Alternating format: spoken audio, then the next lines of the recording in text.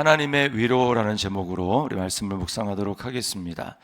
자, 오늘 1절에 보니까 너희는 내 백성을 위로하라 이렇게 말씀하고 있습니다. 자, 왜 하나님의 위로가 필요하냐? 우리가 잘 알듯이 이제 1절부터 이제 8절 여기 있는 이 말씀은 예수님이 이제 오시기를 예비하기 위해서 세례 요한이 말씀을 전했던 그 세례 요한에 관한 말씀이고, 또 세례 요한이 전하는 말씀의 핵심은 바로 예수님에 관한 것이라는 걸 우리가 신약을 읽어서 알고 있습니다. 자, 이 위로라는 것은 궁극적으로 그러므로 예수 그리스도가 이 땅에 오셔야 진정 우리에게 위로가 이루어지는 것입니다. 왜 우리는 위로가 필요한가? 이 세상이 허무한 세상이기 때문에 그렇습니다. 6절 말씀에 보면 모든 육체는 풀이요 그의 모든 아름다움은 들의 꽃과 같다 이렇게 말씀을 합니다. 이 세상이 대단히 많이 있는 것 같지만 잠시 이렇게 눈을 떴다 감았다 하면 바로 이 세상이 끝이 이르고 잠깐 지나가는 것이 이 세상입니다. 그래서 시편 90편 말씀에 보면, 모세의 시편이죠. 거기에 보면 우리의 연수가 70이요 강건하면 80이라도 그 연수의 자랑은 수고와 슬픔뿐이요 우리가 신속히 가니 날아가나이다 이렇게 고백하고 있습니다. 마치 활 시위를 당기면 화살이 바로 이제 목적 그 관역에 도착하는 것과 마찬가지로 우리 인생이 그와 같다라는 거예요. 그래서 나이가 들면 들수록 점점 세월이 빨라지는 것을 느끼고 나중에는 하나님 앞에 가기 직전에 어떻습니까? 인생이 정말 잠깐이다, 눈 깜짝할 새 지나갔다, 이런 모든 고백을 하는 것입니다. 그래서 뭐가 대단히 있는 게 아닙니다. 우리의 육체는 풀과 같고 우리가 그 육체 가운데 살아가는 날에 누린 영광은 그 중에서도 꽃이 잠깐 피는 것 같이 그 꽃과 같다라는 거예요. 7절에도 이 백성은 실로 풀이로다. 그리고 8절에 보면 풀은 마르고 꽃은 시든다 이렇게 말씀을 합니다. 그래서 우리 이 세상에 이제 요즘에는 그런 가사가 별로 없는 것 같아요. 옛날에는 대중가요 가사를 보면 다 인생의 허무함을, 덧없음을 노래하는 것들이 참 많이 있었습니다. 그래서 이 세상이 하숙집이다 이렇게 이야기를 하죠. 자, 그렇기 때문에 궁극적으로 이 문제가 해결이 되지 않으면 우리 인생은 참 허무한 것입니다. 허무한 거예요. 자, 그러나 오늘 말씀에 보면 이 허무한 인생에, 정말 잠깐이고 아무것도 아닌 인생에 하나님의 위로가, 좋은 소식이 있다라는 것입니다. 그래서 9절에 보면 아름다운 소식을 시온에 전하는 자여 이르기를 너희의 하나님을 보라. 너희 하나님을 보라. 복음을 전하는데 하나님을 보라 이렇게 말씀을 합니다. 이 하나님은 어떤 하나님입니까? 육체를 입고 우리 가운데 오신 임마누엘 하나님입니다. 함께 하시는 하나님. 5절 말씀을 보십시오. 여호와의 영광이 나타나고 모든 육체가 그것을 함께 보리라. 이는 여호와의 입이 말씀하셨느니라. 자, 여호와의 영광이 나타나고 모든 육체가 그것을 본다 말씀합니다. 사실은 이게 그냥 있는 말씀 같지만 우리가 말씀을 볼 때는 꼼꼼히 봐야 됩니다. 하나님의 영광을 육체가 볼 수가 없습니다. 그래서 원래 여호와의 영광을 보기를 원합니다라고 하나님 앞에 그렇게 요청했던 사람이 누굽니까? 모세죠. 모세가 하나님께 그렇게 기도했거든요. 근데 사실은 엄밀하게 말하면 거절당하는 것과 마찬가지입니다. 하나님이 내 영광을 보고 살짝 없다 이렇게 말씀을 하셨어요. 그래서 모세는 사실은 하나님의 영광을 온전히 본 자는 아닙니다. 하나님이 내가 지나가면서 너를 덮었다가 지나간 다음에 너는 내 등을 볼 것이다 이렇게 말씀을 하셨죠. 그렇게 등만 살짝, 여호와의 영광의 그 끝자락만 살짝 본 모세가 산에서 내려왔을 때 얼굴에 광채가 났습니다. 사람들은 그것을 보기가 무서워서 모세가 얼굴에 수건을 덮어야 할 정도였어요.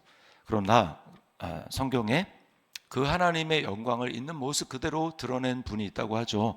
그분이 바로 예수 그리스도입니다. 그래서 요한복음 1장 14절에 보면 그 말씀은 예수님입니다. 말씀이 육신이 되어 우리 가운데 거하심에 우리가 그의 영광을 보니 아버지의 독생자의 영광이요 은혜와 진리가 충만하더라. 이렇게 말씀을 합니다. 그래서 모세는 볼 수 없었던, 모세에게 거절되었던 하나님의 있는 모습 그대로의 영광을 본 사람이 누군가? 그게 바로 예수님의 제자들이고요. 그리고 오늘날 우리는 성령으로 말미암아 그것을 보는 것입니다. 우리가 예수님을 육신으로 보지 못했지만, 얼굴로 보지 못했지만, 그러나 성령으로 말미암아 성령을 받은 사람은 예수님이 마치 나를 본 자는 아버지를 본 자와 똑같다, 삼위일체 하나님이기 때문에 우리가 성령을 받았다라는 얘기는 예수님을 본 것과 다름이 없다라고 말씀을 하셨죠. 그래서 예수님이 너는 나를 본고로 믿느냐, 보지 않고 믿는 자가 복이 있다라고 주님이 말씀하신 거예요. 그래서 우리에게 있는 아름다운 소식, 복된 소식은 뭐냐면 우리가 예수님을 성령으로 말미암아 우리는 보고 그리고 그 주님과 함께 있다라는 거죠. 성령님이 우리를 떠나지 않으십니다. 끝까지 함께 하십니다. 이것이 우리에게 위로가 되는 것이죠. 함께 하시기 때문에. 그리고 또 육체를 입은 임마누엘이 오셔서 우리에게 하신 일이 무엇입니까? 왜 우리에게 위로가 됩니까? 우리가 완전한 죄의 용서를 받았어요. 우리 완전히 이제 죄인이 아니라 의인이 되었습니다. 의인. 2절 말씀에 보니까 이렇게 얘기하죠. 너희는 예루살렘의 마음에 닿도록 말하며 그것에게 외치라. 그 노역의 때가 끝났고 그 죄악이 사함을 받았느니라. 그의 모든 죄로 말미암아 여호와의 손에서 벌을 배나 받았느니라 할지니라 하시니라. 이제는 고생하고 노역하는 때가 끝났다라는 것입니다. 그리고 죄가 용서함을 받았는데 벌을 배나 받았다. 이게 무슨 얘기입니까? 우리가 하나님 앞에 지은 그 죄보다 하나님이 훨씬 더 많은 그 징계를 벌을 이제 증벌을 하셨다라는 거예요. 누구에게요? 예수님에게. 그래서 인간이 죄를 졌는데 하나님의 아들이 죽으셨습니다. 이거는요 레벨이 다른 거죠. 이거는 클래스가 다른 겁니다. 그래서 모든 인류의 죄를 다 합쳐도 하나님이 하나님이 죽으셨기 때문에 배나 징벌을 받은 거나 똑같은 거죠. 형벌을 받은 것입니다. 그래서 우리의 모든 죄보다 훨씬 더 크신 것이 하나님의 은혜고 하나님이 우리를 향한 사랑입니다. 그래서 우리는 죄를 짓고 연약하고 넘어질 때 때때로 그때 우리의 죄를 주목하면서 나는 왜 모양인가 라고 할 것이 아니라 이런 나를 위해서 하나님의 아들이 십자가에서 죽으시고 피를 흘리셨구나.